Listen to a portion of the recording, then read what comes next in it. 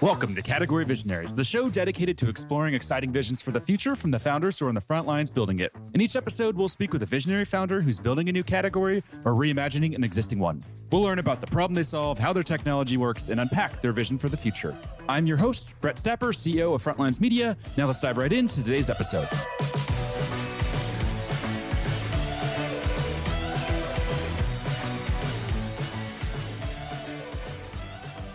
Hey, founders, and thank you for listening. Today, I'm speaking with Marc Bernstein, CEO and founder of Balto, a contact center solutions provider that's raised $52 million in funding. Marc, thanks for chatting with me today. Brett, great to be here. Super excited for this conversation. If you want to go ahead, let's just kick off with a quick summary of who you are and a bit more about your background. Sure. Well, I grew up in the Washington, D.C. area and moved out to St. Louis for school.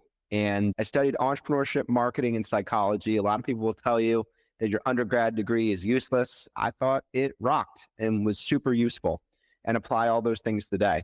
I asked a mentor of mine, if I want to start a business at one point, what is the best career to start in? And he said, sales, because you're either doing sales to win your first customers. No one's going to do it for you. You're doing sales in order to recruit talent and bring people onto your team and share your vision. Or you're doing sales in order to raise money, but you probably need to get good at sales. So I started at a B2B sales software company in St. Louis called TopOps. A lot of folks don't know the people who founded TopOps that already founded Gainsight before then, a big unicorn out in the Valley. And I learned a lot from that founding team. And one of the things that I experienced there is when I was in sales, I'd go in my manager's office for coaching and I'd ask him for feedback, and he'd pull up the call recording and give me good feedback. And then I'd go to my call with the customer and apply none of the things I had just learned in my coaching session. And the realization was that it's one thing to know what you should do. It's another thing to do what you need to do actually in real time while you're talking to the customer. And that ended up being the inspiration for Balto, the company I founded with two other founders in 2017. On the topic of inspiration, who inspires you when it comes to founders, entrepreneurs, and builders? You know, of course, there's some greats that are just very obvious, and those will be the, Elon Musk's and Steve Jobs of the world. I love how Elon Musk approaches things from first principles. I love how Steve Jobs is willing to take a bet on something the consumer might not even know themselves. But maybe a little bit of an out there answer would be Leonardo da Vinci. I actually learned a good bit about him on this podcast called How to Take Over the World. Really, really awesome podcast. And they kind of covered his thinking style. And the thing that was so different or special about Da Vinci is he did a lot of things. He was an artist, he was an engineer, he did painting and he did sculpting, but he got bored easily and didn't finish his projects. And I think a lot of folks who are startup founders think, well, if I have a lot of interests or I get really excited about something and then I lose interest and I move on to the next thing, that's a weakness and that means I'm going to be a bad founder. But I think the answer is it's also potentially a strength. It's also something that you can really lean into, and you can use this sort of knowledge, this intelligence, this working understanding of the world across art and science and all those things in order to be a better founder. So it was really cool kind of hearing how someone did something really legendary and world-changing, even though he thought in a very different way than today we would say someone who's successful thinks. You're the first person I've ever met who has listened to that podcast as well. How to Take Over the World. That's one of my favorite podcasts. I think Ben Wilson is just such an awesome host, and it's such a great show and just so well done. So that's awesome to hear. He's a great historian as well as a storyteller. He tells the facts like they are, and he also says, and here's what I think. And it's delightful. It's enjoyable. They're not too long. And, when I'm kind of cycling through my podcast queue and I want a little bit of a pump up and say, I want to take over the world, I'll flip on one of those episodes. Did you listen to the one on Queen Elizabeth? No, that sounds interesting.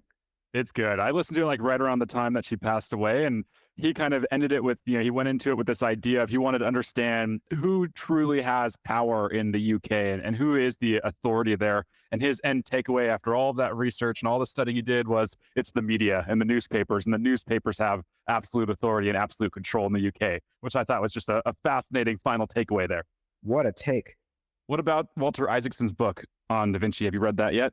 I have Walter Isaacson's book on Elon Musk, and I'm looking at it now, 500 or 600 pages. So I'm gonna take a deep breath, start there, then I'm gonna go to Steve Jobs, and then I'll go to Da Vinci. Nice. Yeah, I'm following a very similar path.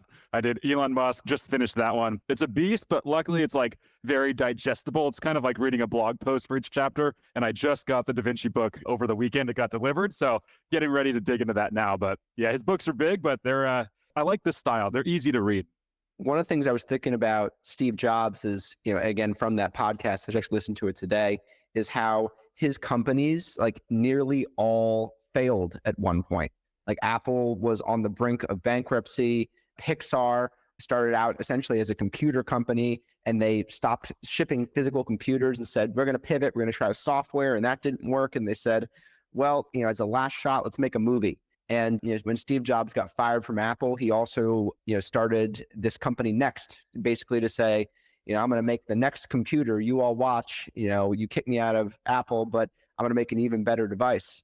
And all three of those companies were truly on the brink of failure. And I haven't listened to the Elon Musk episode yet, but I wonder, it doesn't seem like any of his companies were on the brink of failure. I guess Tesla kind of got close, but that was really a financing issue. But PayPal didn't seem like it was close. I don't know. It almost seems like Elon Musk has an easier go than most folks, but I guess he'd probably disagree with that. Yeah, I think he's described it as no one would want to be him. So sounds like he would disagree with that. But I think a lot of people still would really want to be Elon Musk, even with everything that they know. And I'd probably be in that camp. I would take the pain, I think, to be in that position that he's in, to just build and create and put things out into the world that really transform the world as we know it. Yeah, I felt myself eating my words as I said them. I do that all the time, so you're not alone. Let's switch gears here and let's talk about Balto. And I think it's a perfect way to dive in is let's talk about low points. So you founded the company in 2017. Have you experienced any low points? Were you ever on the brink of failure, or what was that kind of lowest point that you've reached so far? Well, anybody who has been in the tech startup world for the last, couple years felt a tectonic shift in the climate. And some folks felt it on a financing side, some folks felt it on the demand side, some felt it on a labor market side, some folks felt it everywhere. But certainly, like, the foundation upon which a lot of tech startups built their company have shifted dramatically over the last couple of years. And that has required every tech company, if you want to be viable, especially if you are VC backed and your plan is to be burning money for some period of time and your plan is to raise around some period of time, you have to switch your operating model pretty substantially.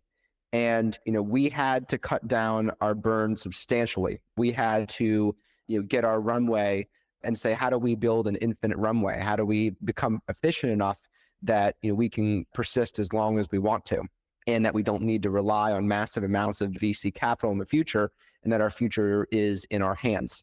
And doing that, meant going from a massive headcount. At one point, we had 165 people in the company, and now we have about 55. And we've been able to keep that headcount for the last year, and we did the difficult work in 2022.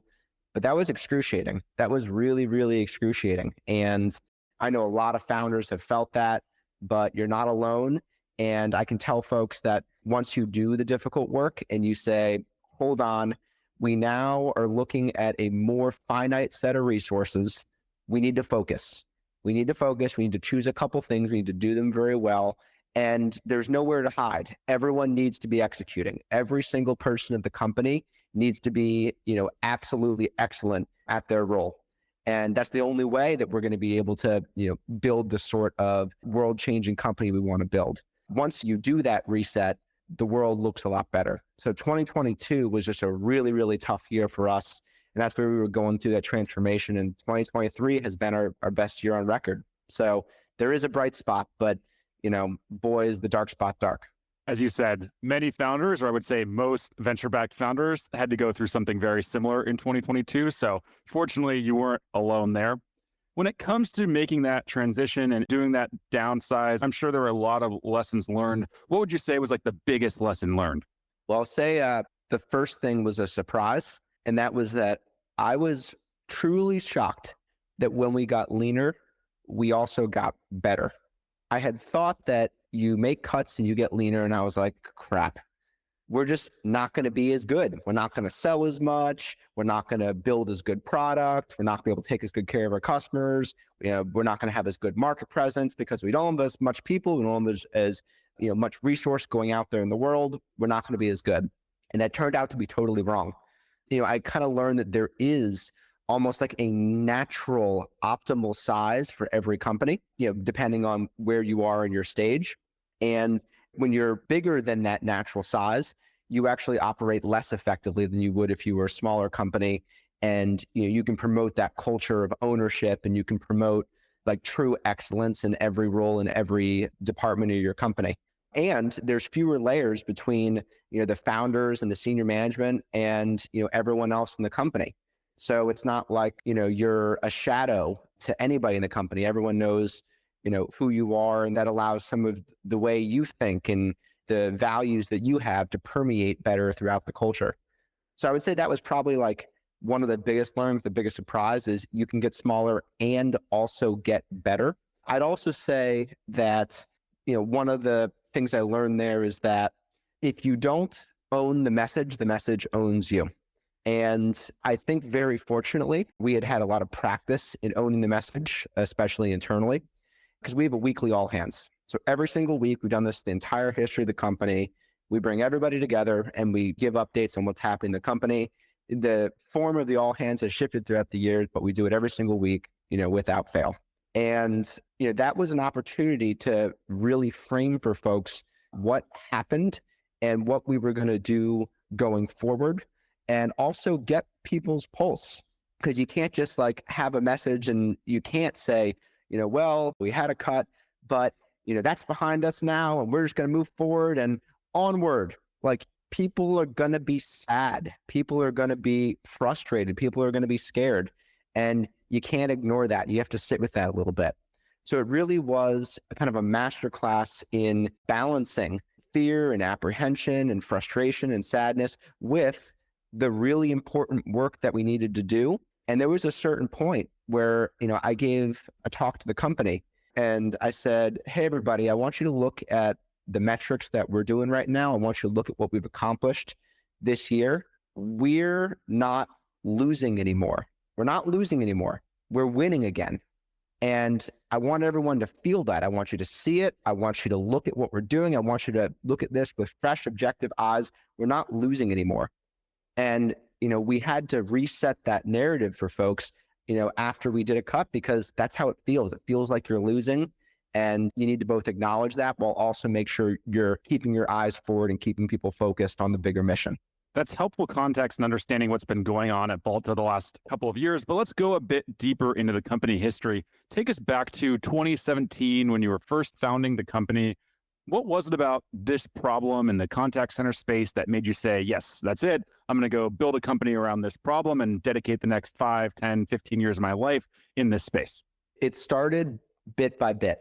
So it started just with the own personal insight of me getting off calls after, getting a lot of coaching and then saying, shoot, I didn't do any of the stuff I was coached on. And everyone who has been in sales or customer service, who's had a customer facing role, has experienced it and felt it.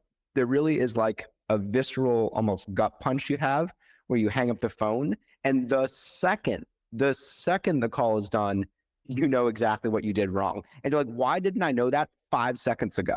It's almost like one of these movies where you have like a, guy or girl, folks are in love and one of them says something stupid and can't believe it came out of their mouth. Like that happens while you're talking to customers. So I said, that's clearly a human problem. And I actually created a little Excel macro for myself. So the Excel macro, I could type in a topic in the macro and I could type in implementation and it would go up and pick up my talking points, my coaching points that I had written in there for implementation and pop it up on the screen. And one of the other Balto founders, Chris Contes, had the idea and he said, Mark, what if we were able to use some sort of, speech to text and automatically populate your macro? So you weren't having to type it in. It was just, doing that for you. And then turns out, sometimes in business you're smart, sometimes in business you're lucky. I got super lucky. And it happens that my oldest childhood friend, one of the other founders, David and Gerard, is a freaking excellent coder and expert in AI. And I told him about this idea, and he goes online, he hooks in a couple APIs and says, "Hey, Mark, I just populated the speech to text into your Excel macro. Now you have your working program." And I think when I saw that, and when Chris Contes saw that, we said, "Shoot, we might actually have a business here." So it started with that very human experience, that very human insight, and experiencing the problem myself. And then what we said is, well, what market experiences this problem most acutely?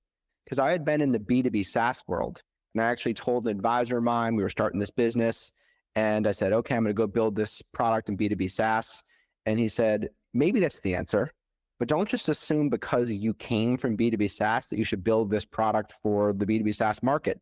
You should ask what market is experiencing this pain most acutely. And I did a whole bunch of market research and said, I think it's the contact center, where you don't have 5 or 10 or 20 BDRs making dials. You have hundreds or thousands or tens of thousands of people, and always hiring, always new folks in seat, very high attrition, always folks leaving. Very difficult if you have an org change or a process change or policy change to actually get that scaled throughout the organization. How do you get 10,000 people doing something differently? And that pain is very acute. And we realized the contact center space was where the biggest opportunity would be. Can you unpack the market research that you did to come to that conclusion? And the reason I ask, that's something that a lot of founders struggle with, is choosing your market and deciding which market to go into. So what type of market research did you find, and what types of steps did you take to really make that decision? It actually started with almost like thinking about the problem in a matrix. And, we first said, where does getting the conversation right matter the most? So where are you having a 5 or 10 minute conversation where that conversation is really important, where if it goes well, it's dollars in the bank. It's a new sale, a cross-sell or an upsell, or it is a saved customer, someone retaining an account, or it is a complaint that is resolved and the customer doesn't leave and they're happy. Or if it doesn't go well, it's someone blasting you on Twitter, talking about how terrible your brand is, or it could even be a compliance problem. So we first kind of put it in a matrix and said, where is the conversation getting it right the most important? And that led us to a lot of these big brands, folks in the insurance industry, folks in the financial services industry that have that high customer lifetime value and also that high compliance and regulatory need and risk of getting something wrong and getting blasted out on social media. So we kind of went from almost this logical matrix to the industries. And then we said, oh, wait, so all these folks in these industries, they're essentially in, you might classify them as a formal contact center and an informal contact center. Formal meaning they call themselves a contact center. They say, this is our call center, this is our contact center. Informal meaning it could be a sales floor of 500 property and casualty insurance agents, and they're all slinging deals. They might not say it's a call center, but they might say it's a sales floor. But, it's a high volume environment where, they're having a lot of conversations that are make or break, with a high customer lifetime value and also a compliance or, a risk element. So again, we kind of fell into it. We just started looking at the problem logically, saying, where is this pain the most acute? Where does it matter? And then we said, oh, let's just kind of follow the breadcrumbs and find out where these people are. This show is brought to you by Frontlines Media, a podcast production studio that helps B2B founders launch, manage, and grow their own podcast. Now, if you're a founder, you may be thinking, I don't have time to host a podcast. I've got a company to build. Well, that's exactly what we built our service to do. You show up and host, and we handle literally everything else. To set up a call to discuss launching your own podcast, visit frontlines.io/podcast. Now, back to today's episode. Tell us about the first paying customers and especially the big enterprise accounts. How were you able to pull that off? How did you get them to trust you and really just give you a shot? It's super interesting. The lean startup, Eric Ries, I think it's Ries, that was one of the biggest inspirations for how we started our company and how we started going to market. And one of the big principles out of that book is build an absolutely minimum viable product, the most basic form of your product that solves the customer problem. and do it as fast as you can and get it out there in the market and get the market to actually buy it and use it and test it and give you real feedback about what's going well and what's not, so you can make your product better. And we took that to 100. We took it all the way to the end of the scale, and we said, we're going to build a demo in 3 weeks. So we built a demo in 3 weeks, and we said, we're going to start selling it right away. We're going to demo it by calling folks up, doing prospecting, booking demos, just like our sales experience taught us, and saying, hey, here's our product. We're showing you a live demo. Do you want to buy it? And of course, everyone said, no, you made this thing 3 weeks ago. Like, this is not a ready product. And then we would say, perfect. That actually makes total sense. We wouldn't buy it either. Tell us what's missing. What needs to change? What do you need to see different? And folks would give us ideas that they had, and they'd say, well, you got to change the UI a little bit. Or, you have these kind of 4 custom objections that's helping out with, but I actually have different objections. Or, what if the UI were a little different and it gave key points that you need to hit or need to remember? What if that were in there? Those are all the sort of things we got actually in those early days by doing those demos. And we ran that process 82 times. We got 81 no's, but the 82nd deal was our first customer, and they were 1 user for 1 month for $500. And that was our first sale. And that was a really transformative experience. We did all of that over 4 months. So, that was the sort of pipeline that just 2 passionate founders, hitting the phones were able to build in 4 months is, 82 demos and a closed deal. And from there, we were able to hit our first year sales goal of 100K. We actually did 101K, and we did it with 15 days left in the year to spare. So that's, I think, probably the biggest thing is just start selling immediately, start getting feedback immediately. I think and potentially avoid free trials. We didn't do any free trials because we wanted folks to vote with their dollars and say, this actually matters. I'm not just giving you feedback because I like you or because you're my friend or my family member. I'm giving you this feedback because it's real. Any metrics about growth or anything like that?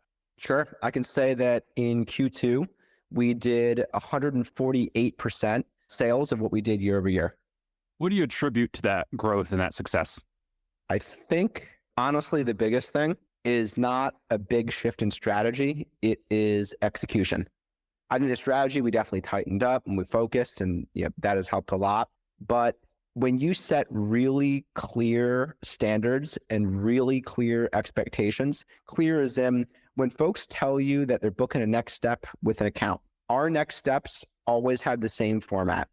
It is, what is the action you're going to take and for the purpose of achieving what? So a next step is not, I'm waiting for them to get back to me. That's not something you're going to do. I guess you could say waiting is something you're doing, but that's not how we do our next steps. We say, what are you going to do? What's the action you're going to take? And what is the outcome you want to achieve from that? So everyone has a common language, a shared language. When you define all these things, next step, next meeting, last touch, various different sales stages, milestones, forecast categories, percentages of expected win rate from each of the forecast categories, your business has a shared language around what to expect. And when something falls outside of your expectations, you're able to say, that is an outlier. Let's analyze it. So I think that actually the biggest thing was just execution. And now we're a freaking execution machine. And the question is, okay, let's pick our heads up and look at the strategy again. Let's look at what's next. Let's look at the next big thing that Balto is going to bring to the market. And we got some pretty exciting stuff coming out in 2024.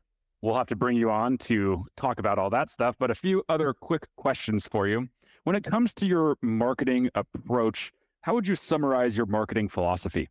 I was actually thinking about this today, and I think the first thing where it starts is you have to ask yourself, who are you? Who is your company?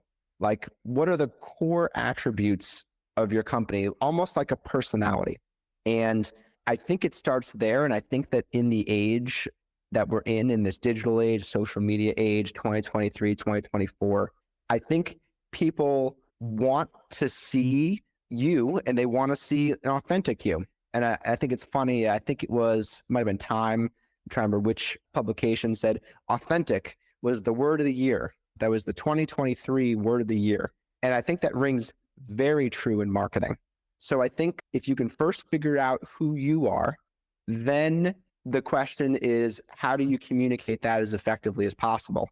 But first thing you got to do is figure out who you are, because then you can just kind of blabber. You can just kind of spit it out, and people will give you more grace than you might think. So then when you get your message out there, the next thing you want to be thinking about is, how do I make sure this message hits the right people? And I think that you can actually be a little bit less scalable than you might appreciate. On LinkedIn, I try to connect with all of our customers, every single customer. I try to connect with everybody. I try to connect with our customers, peers, and partners. And I try to build a community of folks who are either our customers today or could be our customers in the future. So it's not that hard to be able to build, a base of 5,000, 10,000, 20,000 people that you're constantly talking to in one way or another that could be potential candidates for you. You don't need to do a Super Bowl ad. You don't need to, do mass global marketing, with Google. You can, but it can be as simple as just building a base of contacts on LinkedIn and keeping your message in front of them. When it comes to your market category, how do you think about your category? Our category is changing a lot. And honestly, our category is trying to figure out what our category is. It's gone by originally, the name speech analytics, then kind of shifted into conversation intelligence. And, the big kind of shift there is a different user, where speech analytics was a lot of data scientists and revenue operations folks who would kind of, look through these massive amounts of data and pick out, different insights from the data and put together reports. It shifted conversation intelligence to a more frontline manager user. So you didn't need to have the same amount of data savvy or be able to have technical chops in order to pull out insights. You can just do it on the conversation intelligence level. But then there started to be a new challenge, which is managers are getting these insights and they don't really know what to do with them. And, we identified at Balto that there was something almost called an insight backlog, which is all the things that these companies had discovered that were just sitting on the shelves and not actually being applied by the sales force or the customer service center. And, then there ended up being kind of this broader evolution of conversation intelligence into real-time conversation intelligence. Today, what's now happening is everybody's doing this race toward AI. So it's not about speech analytics. It's not about conversation intelligence. It's not about real time. It's about being able to deliver to the contact center a suite of AI technologies that allow their agents to be as effective as possible, their supervisors to be as effective as possible, their quality management team to be as effective as possible, and their leadership to be as effective as possible. You have to serve every stakeholder. You have to be focused on efficiency. You have to have more than one offering, but it also has to be real. It can't be vaporware. And that's one of the things that, up until, call it a year ago, very few AI companies actually had an AI product. I would say most AI companies had more marketing than they did AI. And, now with the evolution of ChatGPT and, all the different APIs and OpenAI and Anthropic and, now Gemini, we're going to see AI truly everywhere. So the space is getting shaken again, and it's not necessarily conversation intelligence. So I don't know. It's up to you, and it's up to me. It's up to the world to see what do we want to name this space. As I mentioned there in the intro, you've raised $52 million to date. What have you learned about fundraising throughout this journey? I think the biggest thing I've learned about fundraising is that investors are people too, and that the best pitch you can give is not walking folks through a slide deck. Like, if you think about someone who you meet, who you want to get excited about your podcast or a venture you might have, how do you do that? Well, often you'll sit and you'll have a cup of coffee with them, or you'll have a drink with them at the bar. Or if you're on Zoom with them, you first want to understand what do they care about, and not just the stock questions or that you might ask a venture capitalist around what's your fund size, what size checks do you write, how do you like to help your portfolio companies, what's your value add? But real questions like what kind of companies have you enjoyed working with the most? Like, what's a board you're sitting on now? Or you might not be able to talk about the board specifically. What's an example? Can you give me like a picture of a board you're sitting on where you feel like you're really able to help that company out? What's an example of like a tough situation you went through with a founder where ultimately ended up well? Like, those are the sort of questions that's why VCs wake up. That's why these investors wake up every day, is because they want to build great companies alongside, their portfolio companies, their partners. They want to do it from a financing perspective where, their capital has a lot of leverage. So I think that was probably the biggest thing, is to approach these pitches, not like, slide 1, slide 2, slide 3, but I'll start a Zoom and just have a normal conversation. And someone will ask a question and I'll say, oh, I actually have a slide on that. And then I'll pull up and I'll flip the slide 7 and say, look, you can kind of see the data here. You can see the graph, but it flows very organically. It's not like I'm, pitching them and at the end I am waiting for applause. Based on your entire journey, what would you say is the number one go-to-market lesson that you've learned so far? Get out in front of your customers. I think that folks are often afraid to do the grind. And remember that any sort of outcome that you want, pretty much any outcome in business, you can kind of think about as almost having like a numerator and denominator. Numerator, number of successes, or denominator, number of attempts. And there's always some number of attempts where if you attempt it 1,000 times or 10,000 times or 1,000,000 times, that one of them will hit. If you go and you ask every single millionaire in the world to invest in your startup, one of them will invest in your startup. Okay, but that's not really practical. So how do you go down a notch? How do you say, I need my pitch to be effective enough where I want 1 out of 10 to hit or 1 out of 20 to hit? So I think that a lot of folks are afraid to do the grind because it's partially unpleasant, partially because it has a lot of rejection, but also because if you get rejected 19 times, in general, our society teaches us that means that you should take that as a signal that you failed. And I think that the real answer is sometimes the really great things in life take 20 attempts. Think about like the Olympics. Think about people doing some crazy gymnastic act. Like, they didn't get it right on their 5th time or their 8th time. They probably got it right on their 100th time. And I think that we have underappreciated that muscle. It's very true for go-to-market. You got to get out in front of your customers. You got to get out in front of the market. You got to make the ask. You got to make the pitches. And when you do enough pitches, you will get yeses. The trick then is to be able to improve your ratio of yeses to nos. Final question for you. Let's zoom out 3 to 5 years into the future. What's the big picture vision that you're building? Well, 3 to 5 years, the world is going to be very, very different than it is today. I have a bit of a controversial stance on it. I think AGI will exist, artificial general intelligence, which is basically AI that is as smart or as capable as a human in as many domains as a human would participate in. So the AI is as good at math as a person is. The AI is good at writing as a person is. The AI is as good at music and art as a person is. And I think that, to be honest, we might already have that today. Like, how many people can write as good as ChatGPT can write? How many people can create art as good as DALL-E can create, or Midjourney? I don't know many people that can. So I think we're actually very, very close to artificial intelligence being as capable or more capable than a human being. And that essentially takes the labor force and turns it from the United States, I think where it's 140 or 150 million, to infinite. You can scale up and down workers with the push of a button, up and down human level intelligence workers. I think we're going to be there in the next 3 to 5 years.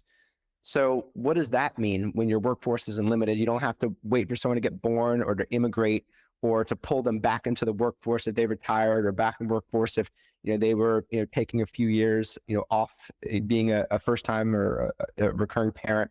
It's going to be a really crazy world.